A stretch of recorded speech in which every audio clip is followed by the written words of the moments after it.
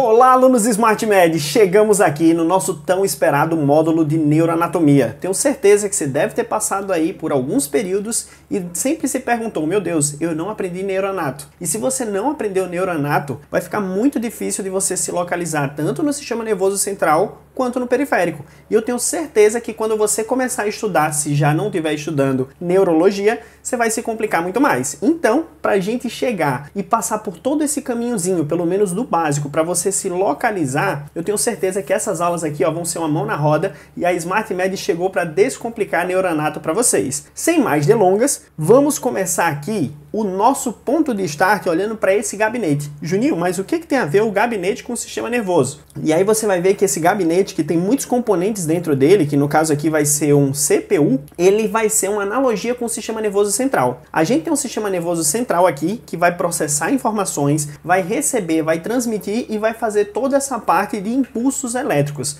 que no caso aqui vai ser a parte do nosso encéfalo e medula espinhal. Fique tranquilo que vocês vão saber a distinção de encéfalo com o cérebro. Vamos ver que o cérebro também tem divisões. Isso tudo você vai ficar tranquilaço até o final da aula. Então vamos lá. Olhando para esse gabinete e sabendo que ele é o sistema nervoso central, eu preciso saber o que seria o sistema nervoso periférico. E aqui você vai brilhar lembrando dos componentes de um computador, como o teclado, como o mouse, como a parte do monitor. Então tudo isso são os periféricos. E os periféricos, através de cabos, vamos imaginar que esse computador é um pouco mais antigo, ele vai se conectar com o CPU. E a mesma coisa acontece com o sistema nervoso. Se você tem a parte do encéfalo e medula espinhal como se fosse o CPU, essa parte dos periféricos, monitor, tudo isso aí, vão ser o quê? A parte que vão ter esses cabinhos que vão fazer essa ligação chamada de quê? Já sei, Juninho, dos nervos. E a gente vai ver que esses nervos, tem muitos deles que saem da cabeça, tem muitos deles que vão sair aí também da minha medula. Então a gente vai ver os pares cranianos, vamos ver nervos que saem ali da parte torácica, tanto da parte sacral, da parte lombar, da parte cervical, tudo isso aí vai fazer sentido. Então, como a gente já viu que esse sistema nervoso central parece muito um computador, que eu posso conectar a parte central com o periférico, a gente vai fazer a distinção. Sistema nervoso, começando com tudo, a gente tem um central e vai ter o periférico. O central, você vai começar a notar aí um tal de encéfalo e uma tal de medula espinhal. Então, para você já começar a organizar na sua cabeça, vamos olhar aqui para esse detalhe. Olhando aqui para o nosso mapa 3D, eu quero que vocês prestem atenção com muito carinho nesse sistema nervoso central. Juninho, você falou que tem um tal de encéfalo e medula espinhal. Perfeito. E agora, a primeira distinção que você vai fazer é: encéfalo é tudo que tem dentro da cabeça. E dentro da cabeça, segundo o grego, eles olharam para essa calota craniana e disseram, poxa, todos os componentes que estão aqui vão fazer parte do encéfalo. Então você vai dizer que encéfalo não só mais vai ser o cérebro, mas também vai ter a parte do tronco cerebral, que a gente vai ver aqui, que é o tronco encefálico, e aqui também a gente vai ver o cerebelo. Mais à frente a gente faz essa distinção. Então você viu que eu tenho todos esses componentes aqui que fazem parte das estruturas dentro da cabeça, e eu tenho esse cabozão aqui, essa parte central chamada medula espinhal. Se eu colocar agora um esqueletozão fechado, você vai ter uma ideia que tudo que eu falei que é sistema nervoso central está na linha mediana. Como assim na linha mediana? Se eu olhar, ele está aqui dentro do meu crânio e ele está também protegido pelo quê? Pelas vértebras. Então o sistema nervoso central ele está envolvido por ossos. Então a gente viu que todos os ossos do crânio que a gente falou e também essa coluna vertebral estão revestindo o sistema nervoso central. Então a analogia que a gente fez do computador seria essa parte do CPU. Mas agora, se eu colocar todos esses cabos que saem do sistema nervoso central, que saem desse esqueleto axial, que seria a parte do crânio e a parte da coluna vertebral, eu estou vendo que esses cabos que ligam são os periféricos. Então você vai dizer que esses nervos, não importa se eles saem da cabeça, da parte do pescoço, que seriam cervicais, os torácicos, sacrais e lombares, eles são parte do quê? Do sistema nervoso periférico. Então quando a gente volta para esse esboço aqui, você entendeu que o sistema nervoso central é o encéfalo, que é tudo o quê? Que está dentro da minha cabeça,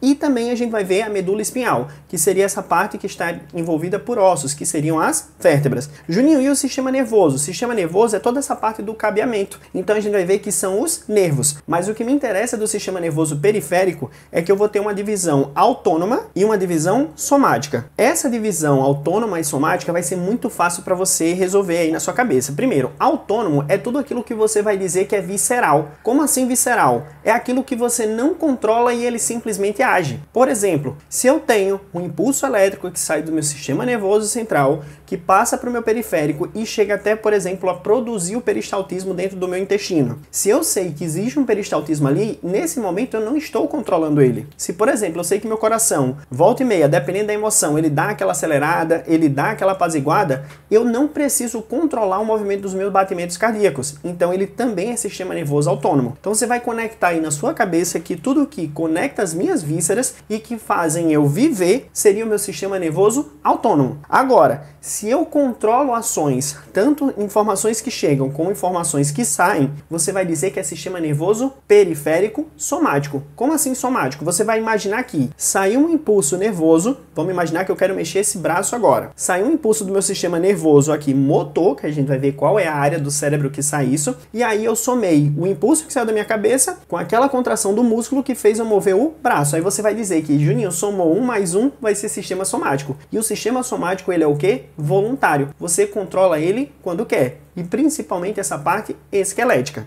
Então a gente viu que no sistema nervoso periférico autônomo são coisas viscerais que eu não controlo. E dentro dessas coisas viscerais que eu não controlo, eu tenho o sistema nervoso parasimpático e o sistema nervoso simpático. E não temos como falar do sistema nervoso periférico sem mostrar para vocês alguns exemplos básicos. Então, Juninho, a gente fez a distinção de sistema nervoso central, que seria o encéfalo e medula espinhal. Fizemos o periférico, que vai ter o quê? A parte do sistema nervoso autônomo, que é chamado de visceral, e fizemos a parte somática, aquilo que a gente controla. Perfeito. Dentro do autônomo, você viu que existe um tal de parasimpático e simpático. E é aí que você vai brilhar. O parasimpático, você sempre vai associar que seria o quê? Aquela parte de repouso, aquilo que o meu corpo faz quando ele não está sob estresse. Quando eu olho o simpático, vai ser basicamente luta ou fuga. E aí você vai fazer aquela distinção que você vem fazendo aí desde os primeiros semestres. Primeira coisa, se eu falo que o parasimpático é aquilo que está relaxado, a minha pupila não precisa receber uma grande quantidade de luz. Então a gente sabe que a pupila vai estar contraída. Pupila contraída é igual a miose. Já quando eu falo do simpático, aquela fuga, a minha pupila precisa receber muita luz. Então a gente tem uma dilatação dessa pupila e a gente tem, no caso, uma midríase, e aí o macete é miabríase, que você não esquece que ela está abrindo, e você vai dizer que tem uma dilatação dela. Quando eu falo da salivação, quando você está ali sossegado, comeu, você precisa aumentar a sua salivação. Então a gente tem um estímulo de produção de saliva. Quando eu falo no simpático, é aquele negócio. Você está fugindo, a primeira coisa que você nota é que a sua boca está seca. Então a gente tem uma inibição da salivação. As glândulas salivares, elas têm pouca produção ou nula produção durante o estímulo desse sistema nervoso simpático. Quando eu falo de batimento cardíaco, se você está parado, o seu coraçãozão não precisa estar ali, ó, o tempo todo trabalhando naquele estresse que a gente vê no simpático. Então a gente tem uma redução dos batimentos cardíacos. Essa redução fica ali deixando o coração em uma parte bem homeostática, bem tranquila. Já no caso do simpático, a gente tem um aumento dessa contração e também da frequência cardíaca, que seriam inotropismo e cronotropismo positivo. Quando a gente fala de parasimpático, ele vai contrair os brônquios. Por quê? Porque eu não preciso de uma grande passagem de ar. Ele está bem sossegado. Já aqui a gente vai dizer que vai relaxar os brônquios e aí vai ter grande passagem de ar para ter uma grande troca de oxigênio para que eu possa ter aquele movimento de fuga. Quando eu falo de estimular a atividade do estômago, quando você come, você quer ficar relaxado para quê? Para fazer uma excelente digestão. Tanto o peristaltismo como a produção de elementos gástricos e pancreáticos estão aumentados. Quando a gente fala do contrário, simpático, essa barrigona aí vai estar totalmente parada. Por quê? Porque precisa mandar sangue para minha parte periférica para ter uma boa contração muscular e fuga. Quando eu falo aqui, ó, de estímulo da vesícula biliar, principalmente mandando ali a CCK, que seria a colecistoquinina, eu tenho uma boa produção dessa estimulação da vesícula biliar e aqui eu já não tenho. Quando eu falo de contração da bexiga, o parasimpático consegue controlar a bexiga e você consegue fazer aquele xixão. Quando eu falo aqui, ele vai ter uma bexiga relaxada e bexiga relaxada, não, teoricamente você não vai ter aquela vontade de urinar. Quando eu falo de ereção, no caso um homem, para ter uma boa ereção, para que ele tenha uma satisfação na hora do ato sexual, ele precisa estar relaxado. Então o parasimpático é que domina na hora da ereção. Já o simpático, ele vai promover a ejaculação. É tanto que uma pessoa que está nervosa, a tendência é que ela não tenha uma ereção. Então a gente lembrou que parasimpático promove a ereção e o simpático promove a ejaculação. Então, uma vez que a gente já começou com essas distinções básicas, vai ficar muito mais fácil da gente olhar agora tanto para o esqueleto axial quanto os cabos que estão saindo dele. Se eu falo que o meu sistema nervoso ele está protegido pelo meu esqueleto axial, o esqueleto axial seria aquele esqueleto que está na parte mediana do corpo, ou seja, a parte do crânio e da coluna vertebral. Então a gente tem aqui o encéfalo, que agora você sabe que é tudo que tem dentro do cérebro, e a gente tem a medula espinhal aqui descendo. Dentro dele eu tenho aqueles cabos que saem, e esses cabos vão ser do sistema nervoso periférico. Com os nervos cranianos, que a gente vai ter 12 pares de nervos, vamos ter os nervos cervicais, que ao contrário das vértebras cervicais, que são 7, os nervos cervicais vão ser 8. Então a gente vai ver 8 porque o primeiro sai antes do C1, que seria antes do Atlas. E agora a gente já tem essa distinção do que seria sistema nervoso central, que está aqui no meio, e os cabos que saem, sistema nervoso periférico, com esses nervos. E agora, como a gente já sabe, pelo menos a distinção do que é sistema nervoso central do periférico, a gente vai ver que a transmissão das informações no sistema nervoso acontece de forma de quê? De impulsos nervosos. E esses impulsos nervosos, eles vão ser propagados através de quê? De neurônios. E aqui, Brasil, é que a gente vai começar a brilhar nos conceitos iniciais. Por quê? Porque a ideia que a gente tem de neurônio seria basicamente aquele neurônio multipolar, que é esse que a gente viu. Mas a gente vai ver em aulas posteriores que vão ter neurônios que são chamados de bipolares, pseudonipolares, que estão em diferentes partes do corpo e que também vão levar informações sinápticas, mas cada um trabalhando de uma forma um pouquinho mais distinta. Então, só para título de curiosidade, quando você olha para esse neurônio, eu quero que você agora saiba todas as partes dele, porque você vai saber que, basicamente, o impulso elétrico originado desse neurônio, tanto para receber e passar para frente, como para ser produzido e levar adiante, a gente precisa de um estímulo inicial, e aí esse estímulo inicial vai acontecer se for recebendo informações através dos dendritos, e aí esses dendritos vão passar para o corpo do neurônio e passar através daquele fio que é chamado de axônio. Então aqui, vamos fazer palavras tanto em português quanto em espanhol para você se acostumar com os dois. Então o que a gente sabe até agora? Que esse neurônio tem um corpo, e esse corpo, que é essa parte aqui redondinha, você vai chamar tanto de corpo neuronal como de soma. Soma porque também quer dizer corpo. Então a gente tem esse corpo neuronal. A gente vai ter dentro desse corpo neuronal muitas mitocôndrias, e a gente sabe que mitocôndrias são produtoras de ATP para levar esse estímulo nervoso adiante. A gente sabe que tem essas fibrazinhas receptoras que são chamadas de dendritas, que no caso em espanhol seria dendritas e dendrito em português, e mais à frente a gente vai ver que eu tenho um núcleo que faz todo esse processo inicial de informação e esse cabo aqui que vai ser chamado de axônio ou axon em espanhol. E aqui, gente, vocês vão começar a lembrar que a partir de agora, os axônios eles podem ser mielinizados ou eles podem não ser mielinizados. Como assim? Eles podem ter essa capinha de gordura, que seria essa bainha de mielina, ou eles podem ser amielinizados, quando eles não têm. Juninho, a grosso modo, qual é a diferença entre um axônio que é mielinizado para um não mielinizado? Gente, a velocidade de condução desse impulso nervoso. Se eu tenho um axônio que tem essa bainha de gordurinha, você vai dizer que ele é muito mais rápido que um axônio normal, sem mielina. Então aqui a gente já viu que eu tenho essa capinha de gordurinha, que você vai chamar de bainha de mielina, e eu tenho também esse espaçamento entre uma bainha e outra. Se você olhar aqui, entre uma bainha de gordurinha e outra, a gente tem esses espaços. E esses espaços são chamados de nódulos de Ranvier, ou nodos de Ranvier. E outra coisa interessante é saber quem produz isso aí. E quem produz essa bainha de mielina no sistema nervoso periférico vão ser as células de Schwann. E no sistema nervoso central, vocês vão ver que seriam os oligodendrócitos. Juninho, muito nome, eu já vi a maioria desses,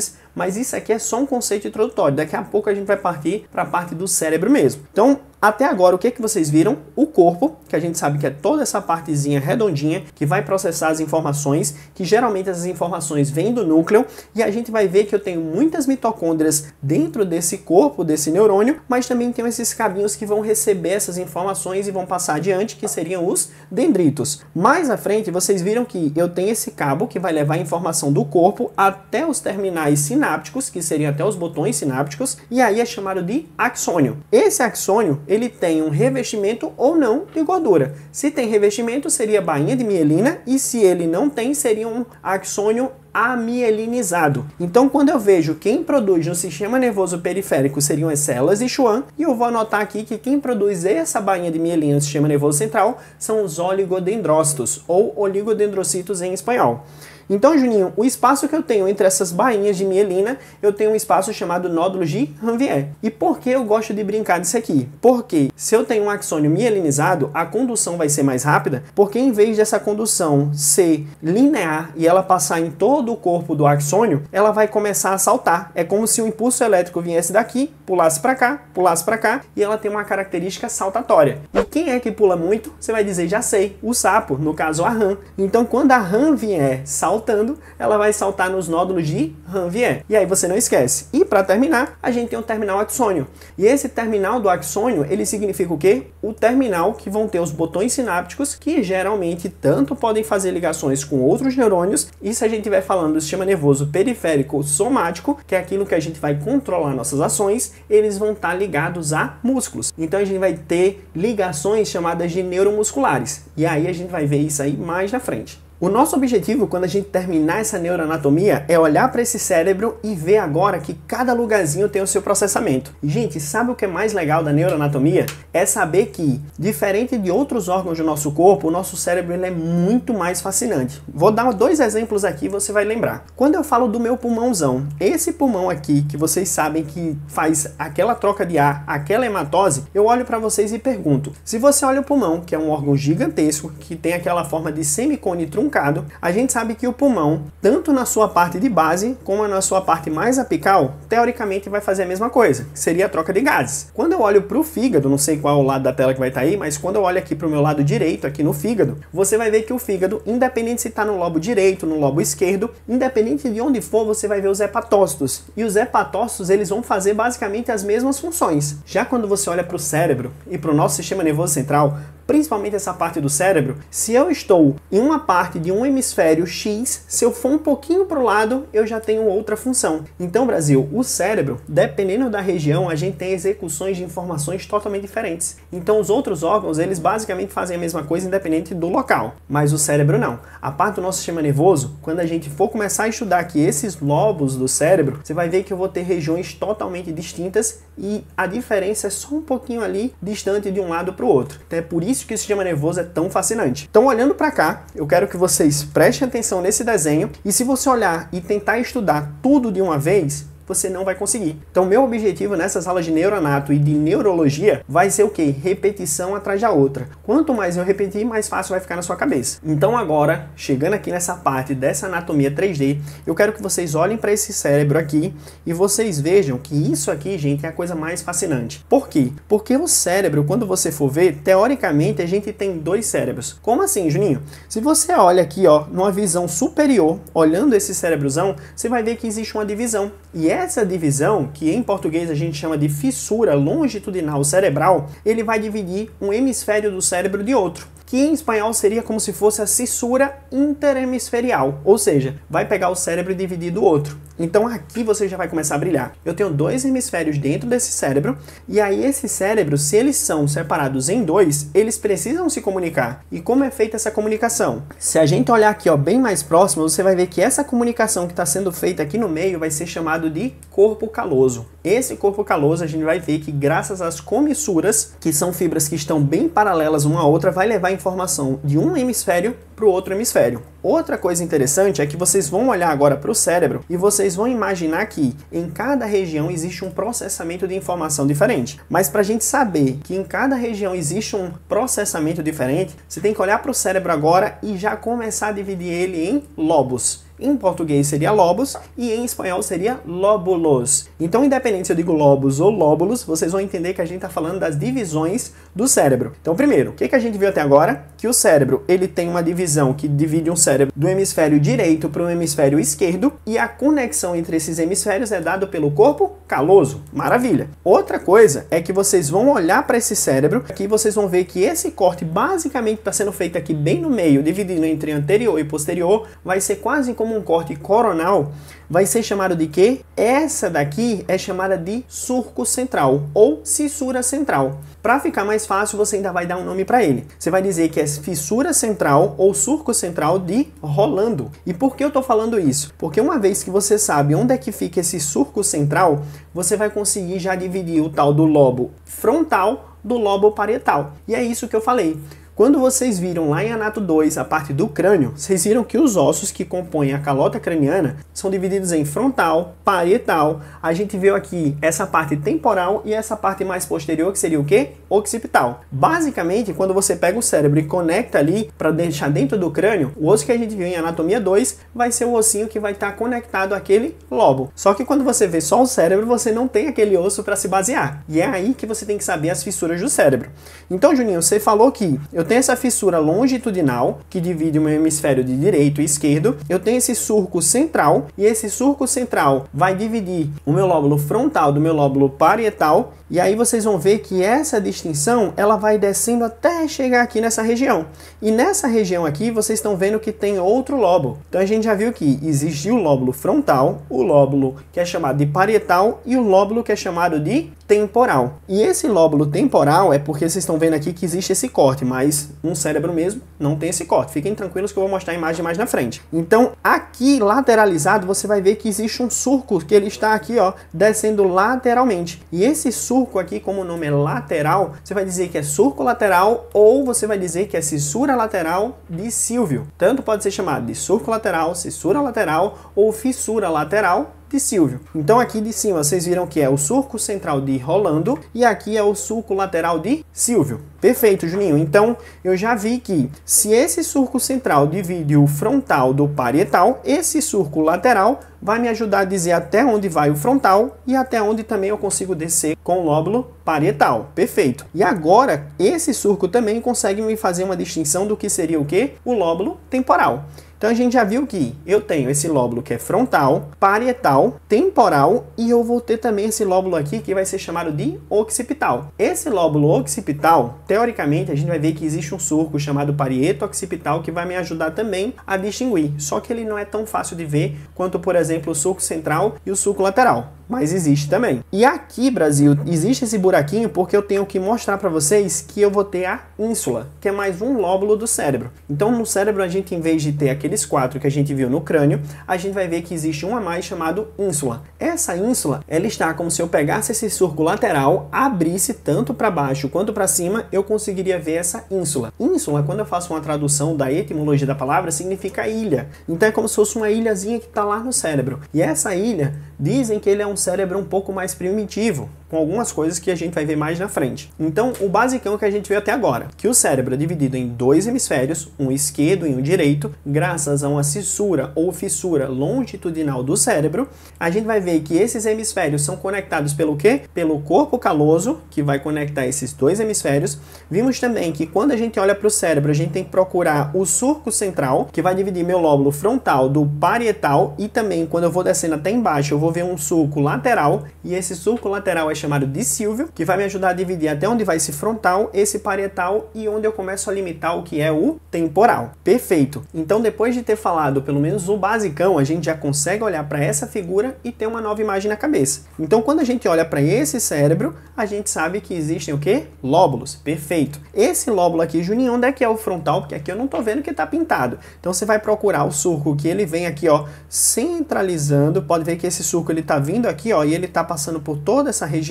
É chamado de cissura central ou fissura central em português de Rolando. O que ele vai fazer? Quando ele chega aqui embaixo, você vai ver que ele se encontra com esse outro surco que é chamado surco lateral, ou também chamado de quê? Surco lateral de Silvio ou cissura lateral de Silvio. Perfeito. Então aqui eu já sei que dessa região para cá e até aqui embaixo eu tenho meu lóbulo frontal. Quando eu olho dessa cissura lateral para baixo, eu tenho o meu temporal.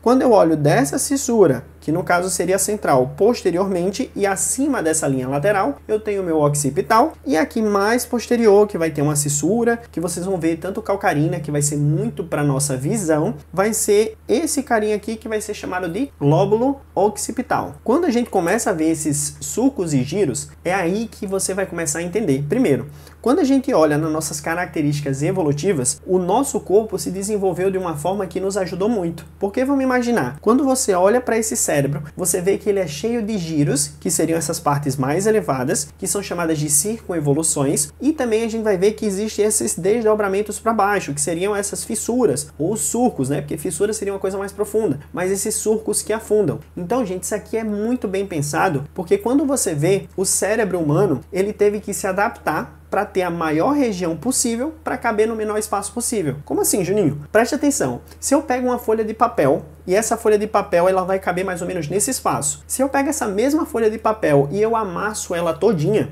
ela vai ficar bem menor. Então, em vez de ela ocupar esse tamanho de espaço, ele vai ocupar isso aqui. Então, é basicamente o que aconteceu no nosso cérebro. Quando a gente vê, desde a parte de embriologia, o cérebro não tinha nenhum giro e nenhum surco, e aí ele foi se espremendo para se acomodar dentro da calota craniana. Isso é evolução, gente. Por quê? Porque imagina se esse cérebro não tivesse essas circunvoluções nesses surcos, a gente teria que ter uma cabeça muito gigantesca. A minha já é grande, imagina como é que ficaria. Então, isso aí seria estratégia evolutiva. Então, voltando para cá, uma vez que você teve essa diferenciação da cissura central de Rolando e a cissura lateral de Silvio, você começa a olhar agora o cérebro de uma forma diferente. Por exemplo, se eu sei que tudo que está para cá é frontal, a gente vai ver que existem os giros, e esses giros são chamados de giro frontal ou circunvolução frontal superior, vai ter a média e vai ter a inferior. Quando a gente olha aqui para essa parte do temporal, você vai ver também que tem os giros temporais superior, médio e inferior. Então fica tudo muito mais fácil, e aí você vê que esses nomes todos não são tão difíceis assim. E aqui nessa outra imagem vai ficar bem mais fácil da gente olhar agora e ver o cérebro de uma forma mais fácil. Então o que eu procuro primeiro? Eu vou procurar o quê?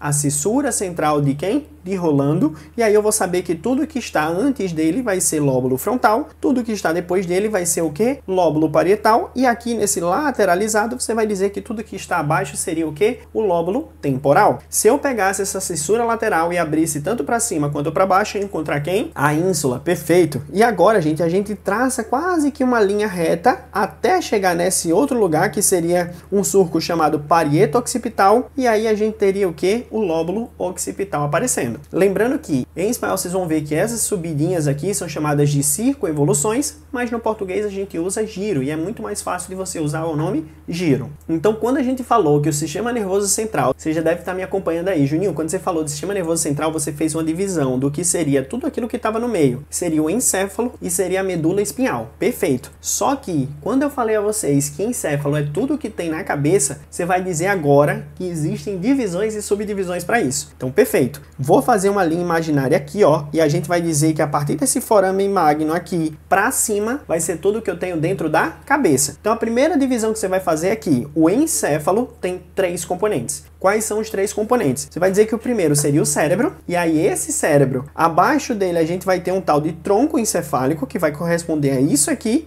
e a gente também vai ter o cerebelo, que seria essa partezinha aqui postero inferior. Então o que a gente viu? Encéfalo, tudo que tem dentro da cabeça. Dentro da cabeça a gente tem 3 componentes principais. O cérebro, propriamente dito, que é o que a gente conhece, o tronco cerebral, que é chamado de tronco encefálico, e a gente tem postero inferiormente o cerebelo, que cerebelo, quando você olha para a etimologia dele, significa pequeno cérebro. Perfeito. Então agora a gente já tem as 3 divisões. Só que dentro dessas 3 divisões vem mais divisão. Então aguenta esse coraçãozão aí pra gente matar aqui a charada. Primeiro, o cérebro, Brasil, ele vai ser dividido em 2 partes. Quais são as 2 partes? A primeira parte, que é a mais superior, você vai dizer que é telencéfalo. Juninho, esse nome telencéfalo me lembra alguma coisa. Me lembra, por exemplo, telefone. Então você vai criar um telefone aí na sua cabeça, aqueles telefones das antigas, e você vai colocar aqui, ó, no seu cérebro. Então essa parte do cérebro, toda essa partezinha que está em vermelho, você vai dizer que essa parte em vermelho vai ser chamada de telencéfalo, que são os surcos e os giros que a gente acabou de ver. Perfeito. Agora, quando eu falo da outra divisão, vai ser diencéfalo. E o diencéfalo, como aqui a cozinha está mostrando, seria essa parte verde. E essa parte verde, a gente vai ver que tudo que tem o nome tálamo faz parte do diencéfalo. Então a gente está vendo que existe o tálamo aí dentro, existe o epitálamo, existe um tal de subtálamo e existe um tal de hipotálamo. Então tudo que tenha tálamo você vai dizer que é o diencéfalo. Então, para ficar mais fácil, quando você olhou para o cérebrozão, que não é tronco encefálico e nem é cerebelo, você vai dizer que a parte que está mais exterior, que parece um telefone, telencéfalo. Essa parte que está mais dentro do cérebro, você vai dizer que é o dentroencéfalo, que é o diencéfalo, tem tudo que tem o nome tálamo. Fiquem tranquilos que a gente vai ver cada partezinha dessa. E agora, Juninho, o tronco encefálico tem quantos componentes? Você vai dizer que são 3. O primeiro componente você vai dizer que é o mesencéfalo, que é essa partezinha aqui, ó, marrom. Então, o mesencéfalo, ele está bem no meio, então você vai dizer aí que é o mesencéfalo.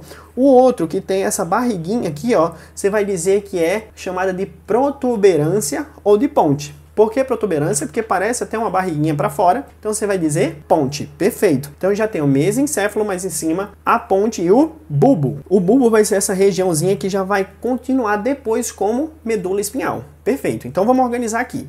O nosso tronco encefálico são 3 componentes. Um que está bem aqui no meiozão, chamado de mesencéfalo. Um que está aqui entre um canto e outro, parece que está fazendo uma ligação, é chamada de ponte. Ou também de protuberância, e a gente sabe que também pode ser chamado de ponte de Varólio. São vários nomes para a mesma coisa. E aqui é o bulbo.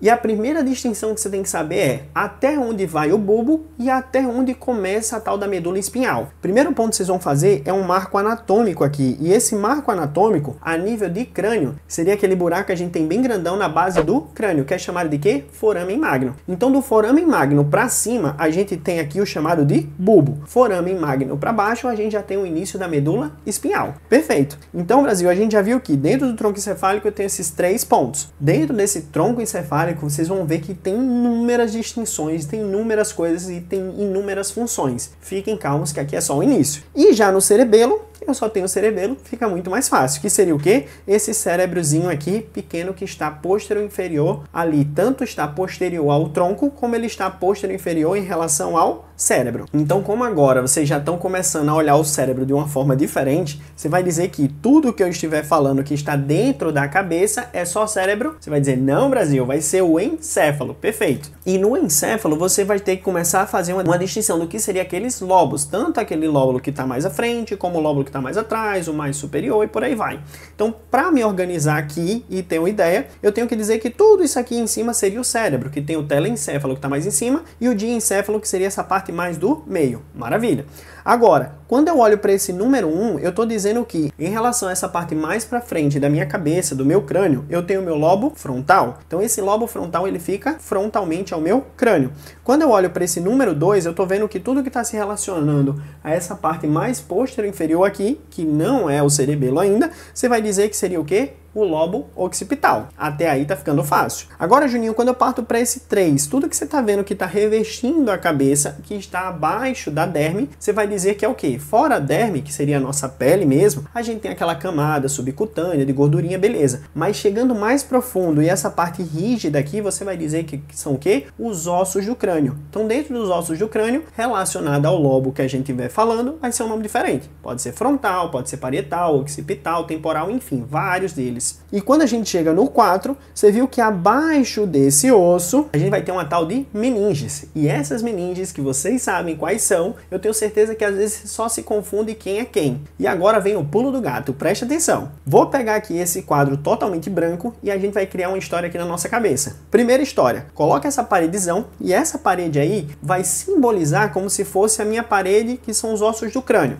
Perfeito. Então, mais próximo dessa parede, a gente vai ver para o lado esquerdo da sua tela, e mais próximo ao cérebro que está representado aqui, vai ser a parte mais profunda. Então, vocês vão entender que o primeiro personagem vai ser essa mamãe. Essa mamãe aí, ela é bem brava, ela tá ali com a cara de assustada, mas meio que brigando. Você vai ver que depois dela vai ter uma aranha, e depois deles vai ter uma criança. E aqui é o outro pulo do gato que eu quero que vocês vejam. Quando eu começo a fazer distinção daquilo que está mais superficial, ou seja, próximo dos ossos do crânio, eu tenho essa meninge aqui, que é chamada de dura mater. E aí você vai lembrar da mãe que tá brigando com o menino. Dura mater. Quando eu olho depois dessa mãe, você tá vendo essa aranha. E essa aranha aí é porque a mãe tá brigando que esse menino tá com a aranha dentro de casa. Então aqui seria a meninge chamada que é a aracnoide. E depois da aracnoide, mais próximo do cérebro, você vai ver que tem o piá. Porque aqui no Paraná, as crianças são chamadas de piá. Então é o filho da mãe, que é o piá mater. Então a pia mater, que é essa meninge que está adoçada ao cérebro, é chamada de quê? Daquela meninge que está envolvendo o cérebro em si. A gente vai ver bem direitinho. Então a gente tem a dura mater, que está próxima do osso do crânio,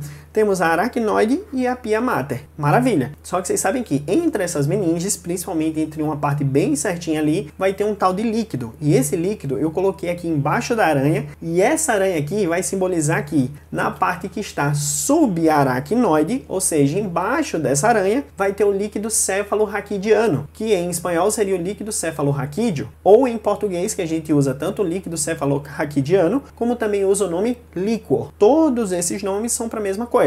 Então essa aguinha, que seria o líquido que vai estar correndo entre as meninges, está no espaço subaracnoide, e onde ele é produzido? Coloquei essa outra imagem para você não esquecer. Não parece uma coroa aí? Então você vai dizer que os plexos coroideus, que seria essa partezinha da coroa, é que produzem esse líquido cefalorraquidiano, que seria o líquor. E mais outra coisa, o que seria esse líquor? Você vai dizer que é como se fosse um ultrafiltrado do plasma. Então nesses plexos coroideus foi feito esse ultrafiltrado do plasma, deixou passar nada, só aquilo mesmo de líquido, para que tenha uma boa circulação no meu sistema nervoso central, para que não contamine meu sistema nervoso central, e essa água também vai servir para o quê? Para principalmente a absorção de impacto. Quando eu levo uma pancada na cabeça, para o meu cérebro não chacoalhar tanto, para ele não se lesionar, esse líquor é que vai fazer essa ajuda. Entenderam aí como é básico? Então, de novo, dura mater, aracnoide, pia mater, que está mais próximo do cérebro. No espaço subaracnoide, eu tenho o líquor, que é produzido pelos plexos coroideus. Eu tenho certeza que você nunca mais vai esquecer isso aí, porque quanto mais inusitado o exemplo, mais fácil de lembrar. Então, quando eu falei para vocês das meninges, que são 3, que a gente acabou de ver, essa meninge aqui, ó, que está mais superficial, em contato basicamente com o osso, fora o osso que tem ali, tem o periósteo, e aí já começa essa meninge, que é chamada de dura mater. É essa dura mater que vai dar um pouco mais de resistência entre essas meninges. Ela é bem mais dura comparada às outras. Quando eu olho colada a essa dura mater, vai ter o aracnoide. E aí, embaixo desse aracnoide é que vai rolar o quê? O líquido cefalorraquídeo. E aí, então, que eu chego no cérebro. E aí você vai ver que adoçado ao cérebro vai parecer aquele papel filme, que ele é bem fininho e ele vai estar ali protegendo o cérebro. Então, quando você vê o cérebro, você vai saber que a pia mater está adoçada a ele. E nessa imagem fica muito mais fácil da gente entender. A dura mater está bem relacionada ao crânio. Aqui a gente tem a aracnoide, que está aqui nessa região. Embaixo da aracnoide, que é essa região no espaço subaracnoide, a gente sabe que vai ter o líquor. E aqui a gente vai ver, ó, que adoçada ao cérebro tem a pia mater, acompanhando todas as circunevoluções e sulcos do cérebro. Nessa outra imagem fica bem mais fácil de quando você vê, já começa a entender muito mais. A gente tem aqui essa parte da pele, com toda a parte da epiderme, derme, aquele tecido celular subcutâneo, que seria a gordurinha, e aqui a gente já vê adoçado ao osso também o periósteo, mas até aí não é meninge. Depois a gente tem a meninge mais dura e mais superficial, que é a dura mater, vamos ter a aracnoide aqui, e nesse espaço subaracnoide é que vai rolar o quê? O líquor. Perfeito. E aquele que está adoçado ao cérebro mesmo, você pode ver aqui, ó, que não dá nem para vê-lo direito, seria a pia mater. Então, voltando aqui, vimos o lobo frontal, lobo occipital,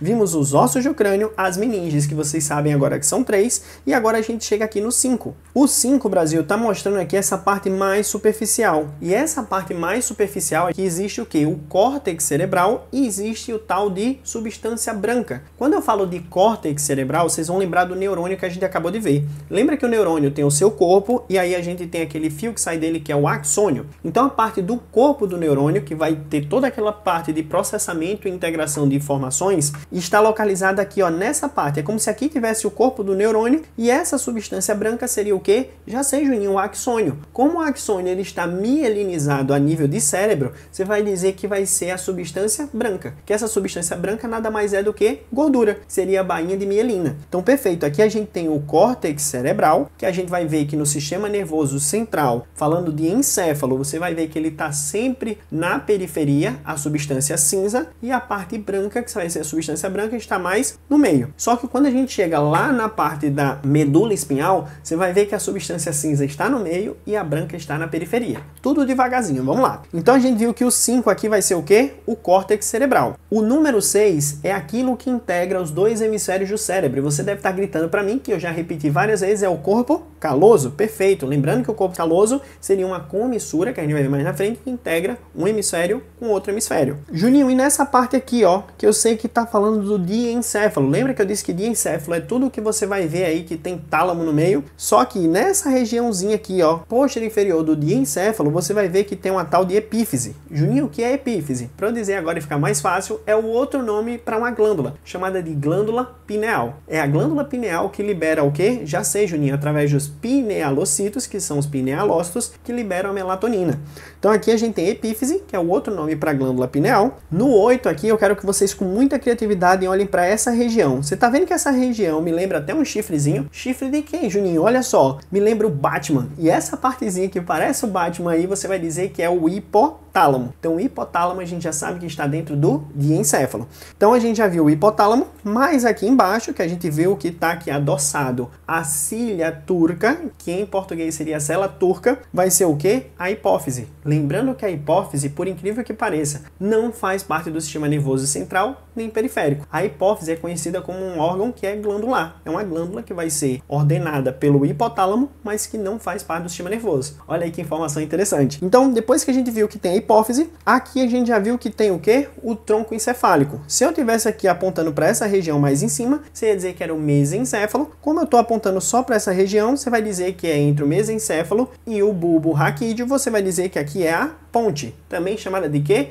Protuberância. E aqui embaixo você vai dizer que é o bulbo. O bulbo até onde? Já sei, Juninho, até foramen magno. Passou do foramen magno, é medula espinhal. Perfeito. Outra coisa que eu quero que vocês prestem atenção é que vocês vissem onde é que estaria, por exemplo, o lobo frontal para o lóbulo occipital. Você tem como saber as distinções só mesmo olhando para alguns marcos anatômicos, para ficar bem fácil para vocês. Quando vocês olham sempre o tronco encefálico, a parte da barriguinha sempre fica para frente. Então você vai ver que quando a barriguinha aqui, ó, dessa ponte estiver voltada para onde ela estiver voltada, vai ser tudo que é frontal. E tudo que tiver atrás, que é retinho, você vai lembrar que para ali vai ser occipital ou posterior. Perfeito. Se eu estivesse vendo os lobos cerebrais, quando você vê a cissura lateral de Silvio, ela sempre desce em direção ao frontal. Então, quando você vê que ela está descendo, a parte mais baixa vai ser a parte em relação ao frontal e aquela parte que ele vai subindo, tudo que for para trás ali vai ser occipital. Perfeito. Então, aquilo que a gente já falou aqui, qual é essa ideia de transmissão dos impulsos nervosos? É que vocês vão ver que esses neurônios fazem a recepção de informação, eles recebem informação, eles interpretam,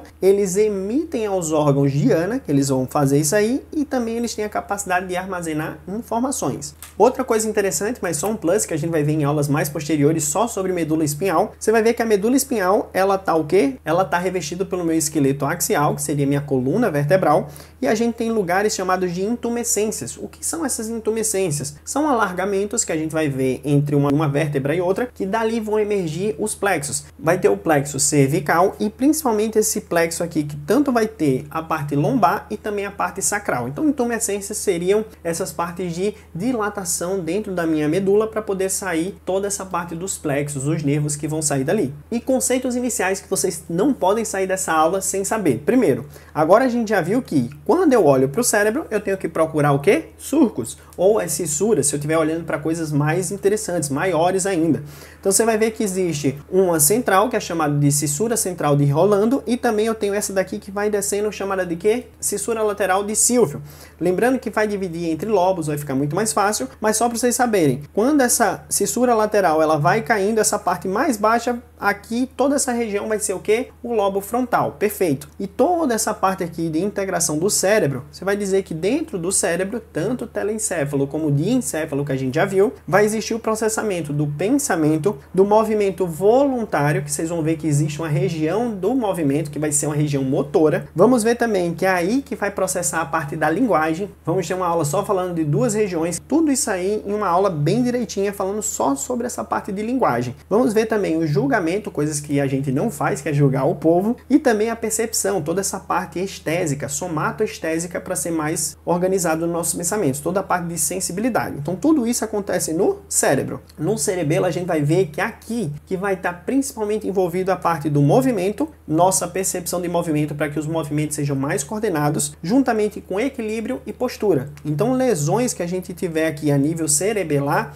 vai deixar a pessoa com ataxia, ou seja, descoordenação dos movimentos, que pra gente parece ser tão normal, mas com pessoas com danos cerebelares vão ter muito mais problema. E quando a gente fala do bulbo, aqui no bulbo, gente, tanto essa parte de bulbo, de ponte, de tronco, no geral, você vai dizer que está envolvida aí as partes mais viscerais do sistema nervoso. Então você vai dizer que é o sistema nervoso periférico autônomo, que tanto vai ter a parte da respiração, tanto a parte do ritmo dos batimentos cardíacos e também da pressão arterial. E só uma curiosidade básica, como essa aula é bem introdutória, para vocês se organizarem aqui. Lembra que eu falei dessa fissura central ou cissura central de Rolando? Por que ela é importante? Porque eu consigo separar os lóbulos, tanto os lobos frontais como também os occipitais, mas é aqui que você já vai começar a brilhar. Tá vendo que se eu tenho essa cissura central, tudo que eu tenho antes dessa cissura, esse primeiro giro ou essa primeira circunvolução é chamada de pré-central. Por quê? Porque quando você olha de frente até chegar nessa cissura, se tá antes é pré-central.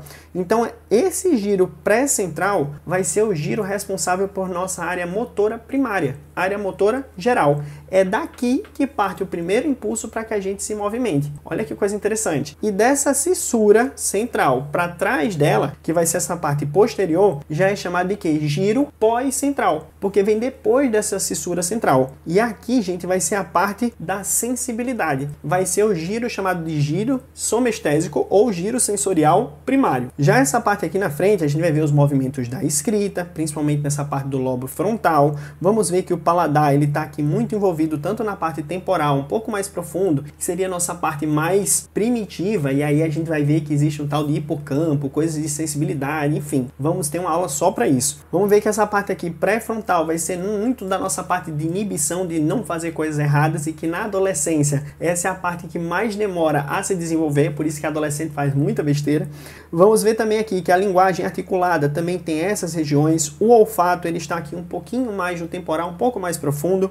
Vamos ver que a audição também está no lobo temporal. A parte da zona de memorização, vai ter uma zona de memorização que é de curto prazo e de longo prazo, tudo isso aí a gente vai ter uma aula mais à frente. E a parte do córtex visual, que vai receber todo o estímulo lá do segundo par craniano, que vai ser o nervo óptico, que vai pegar e vai receber essa informação, passar por todo um caminho que a gente vai ver em neurologia e chegar ali atrás no occipital para ser codificado. Então aqui seria a área visual. É tanto que lesões a nível occipital vai me gerar disfunções na parte de processamento visual. Então, como eu falei para vocês, agora só para a gente sintetizar tudo, o cérebro vai ser a parte mais desenvolvida, que a gente sabe que seria a parte de onde? Já sei, Juninho, que vai ter o telencéfalo e diencéfalo, e vai ser responsável pelo controle sensorial, lá onde? Já no giro pós-central. Aham, já sei que você tá pegando aí. Que vai também ter a parte da visão, da audição, isso aí já é falando do cérebro no total, e também a parte motora, naquele giro pré-central. E também pela parte de inteligência e memória. Tudo isso aí, gente, é por isso que eu falei para vocês que o cérebro ele é tão interessante, que se eu saio de uma região para outra, eu já tenho processamentos totalmente distintos ali, mas que eles se conversam, é por isso que é muito interessante. Quando eu falo do cerebelo, principalmente para a coordenação dos movimentos, manter a postura e o equilíbrio. Já a ponte, que pode ser chamada de protuberância ou também chamada de ponte de Varolho,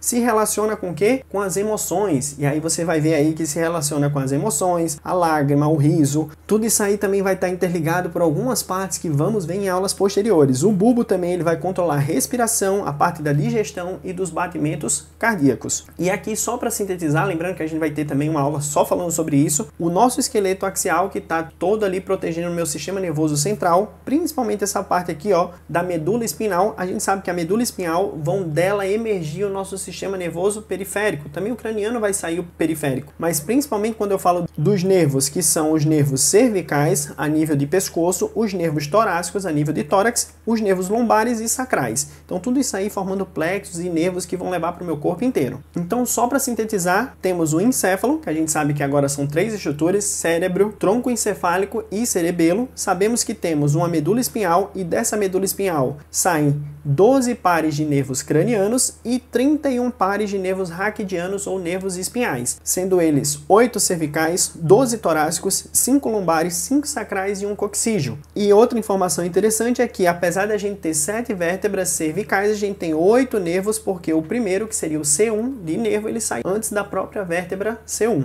E agora, chegando na nossa parte final da aula, é isso que eu quero que vocês saiam dessa aula sabendo as principais definições que a gente vai levar tanto para neuroanatomia como para neurologia. Primeira coisa, as definições que temos que ter na nossa cabeça. O que seria substância branca e cinzenta? E essa substância branca e cinzenta seria, primeiro, você vai relacionar que essa parte cinzenta, essa parte mais escura, está representado pelo quê? Pelo corpo dos neurônios ou a soma neuronal, e essa parte branca seria a bainha de mielina dos axônios. Então é aí que saem aquelas ligações para poder fazer sinapses mais à frente. Isso quando eu falo de quê? de cérebro. Quando eu falo aqui da minha medula espinhal, a gente sabe que a parte gris, que seria a parte cinza, substância cinza, está centrada no H medular, porque parece um Hzinho. Essa parte aqui, ó, tanto das pontas vão ser chamados de cornos, em português, que seriam os cornos posteriores e cornos anteriores, e em espanhol a gente vai chamar de hastas, que seriam as hastas posteriores ou sensitivas, ou as hastas motoras ou anteriores. Tudo isso, gente, a gente vai ver em outras aulas, fiquem tranquilos. Mas só para vocês saberem, substância cinzenta, corpo de neurônio. Substância branca, já sei,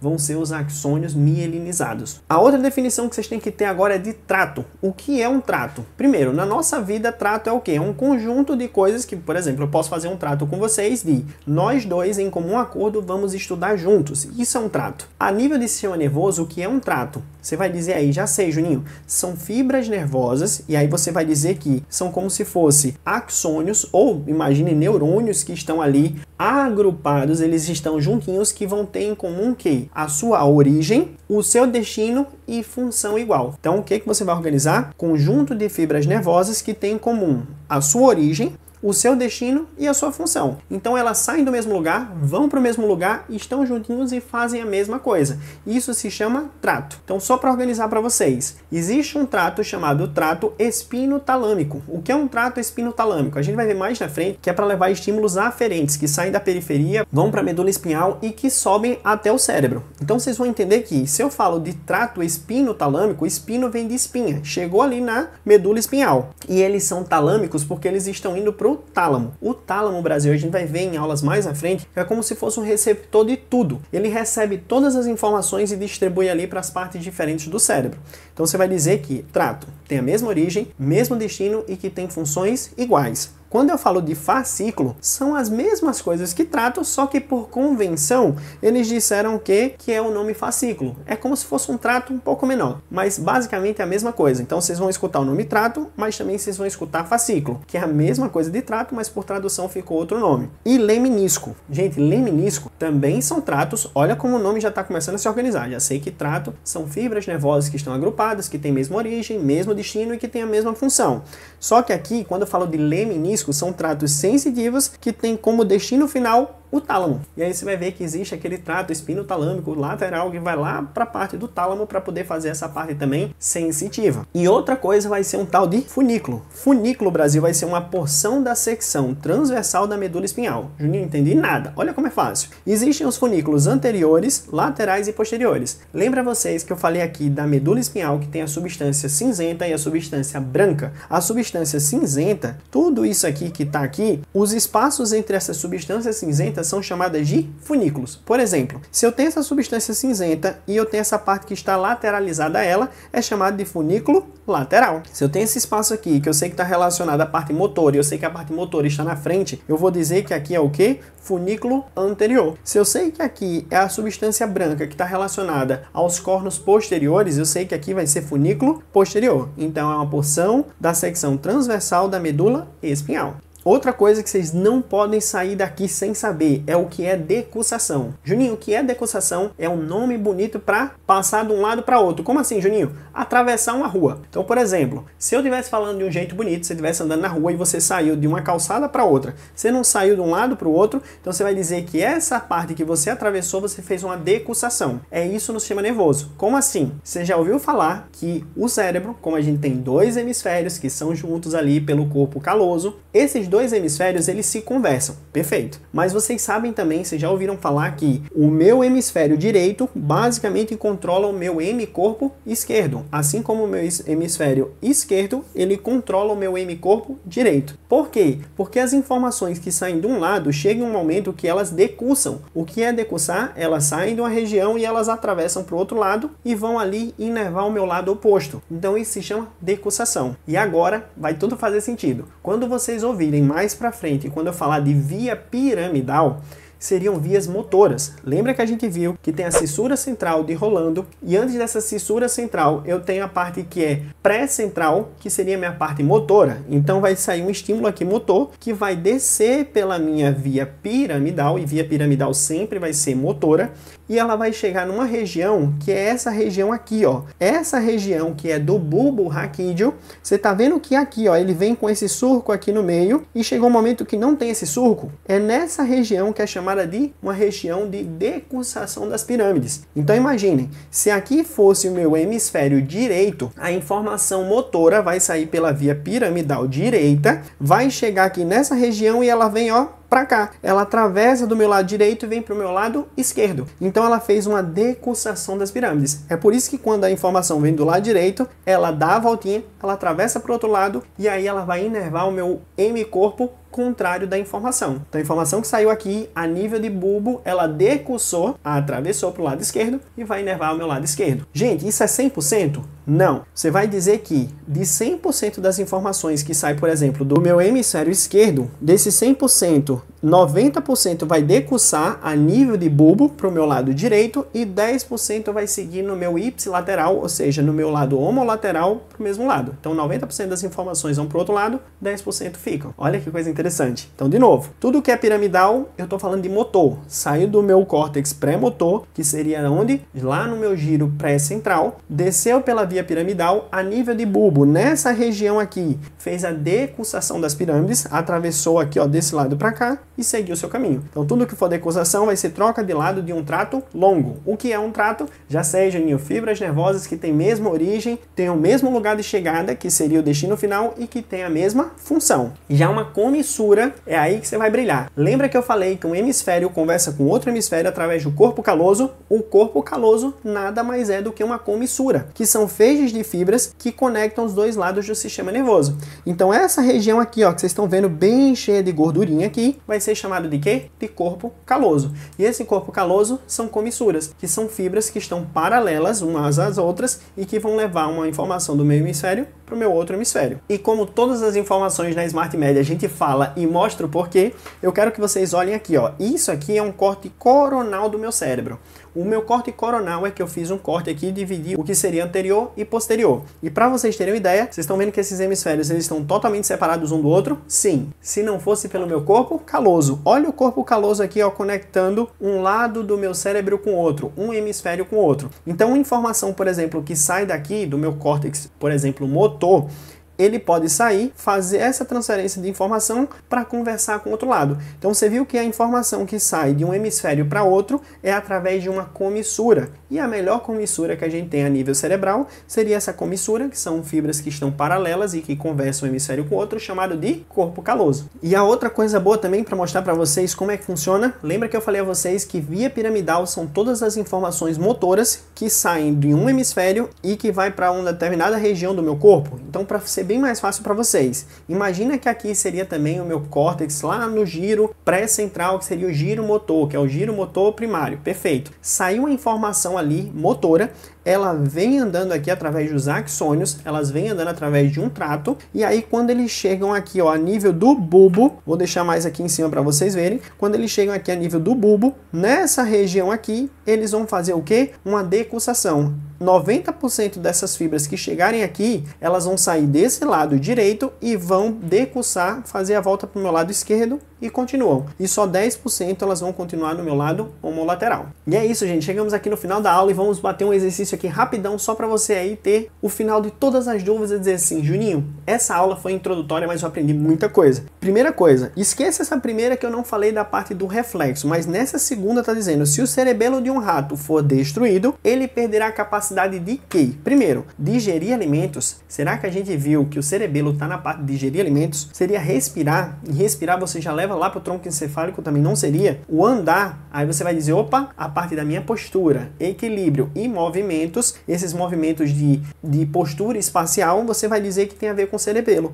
Então eu sei que o rato vai estar envolvido aqui se o cerebelo for destruído na sua parte do andar. Nessa questão 5 eu queria que vocês vissem, considere os seguintes elementos do sistema nervoso. 1. Encéfalo. 2. Medula. 3. Nervos cranianos. 4. Nervos raquidianos. O sistema nervoso central é constituído pelo quê? Já Já sei, Juninho, o sistema nervoso central é tudo que está mediano, como o encéfalo, que agora eu sei que são 3 estruturas, cérebro, tronco encefálico e cerebelo, e desce pela medula espinhal. Perfeito. Então eu sei que tudo que for nervo que sai daí já não é mais sistema nervoso central, e sim periférico. Então a alternativa correta seria que falasse 1 e 2. Então seria a letra C. Nessa 9, uma questão da PUC. Olha que coisa interessante. Um macaco que tem uma lesão no bulbo, que seria a parte do mielencéfalo, isso aí a gente vai ver em outras aulas, que seria essa parte da embriologia, apresenta distúrbios de quê? Você vai lembrar que lesão no bulbo, que seria no tronco encefálico, vai impedir esse rato da respiração, e aí você já está gritando, poxa, Juninho, tem tudo a ver, respiração, batimento cardíaco, toda essa parte. Então seria aqui a resposta correta. A audição não, porque teria que ser uma lesão a nível temporal. A visão não, porque teria que ser uma lesão a nível occipital. A parte do sono teria que ser envolvida ao diencéfalo, naquela parte da glândula pineal, que seria o epitálamo. E também a temperatura corporal seria a parte do hipotálamo. Também não seria uma parte envolvida. A resposta correta aqui seria o quê? Na respiração. Essa 2 aqui é bem facinho também, está dizendo que nome recebe a capa de gordura encontrada no axônio dos neurônios. A gente sabe que o nódulo de Ranvier seria os espaços entre essa bainha de mielina, que vai dar esse impulso elétrico de forma saltatória e muito mais rápida. A gente vai dizer que a parte da oligodendróglia ou a micróglia são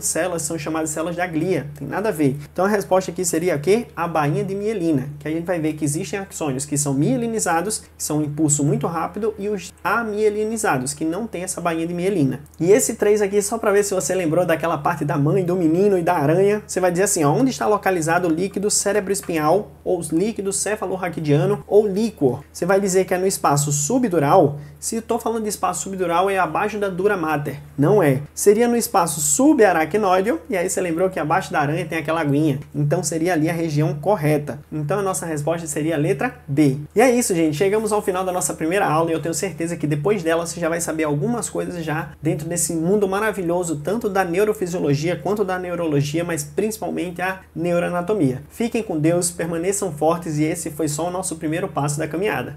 Tchau, tchau!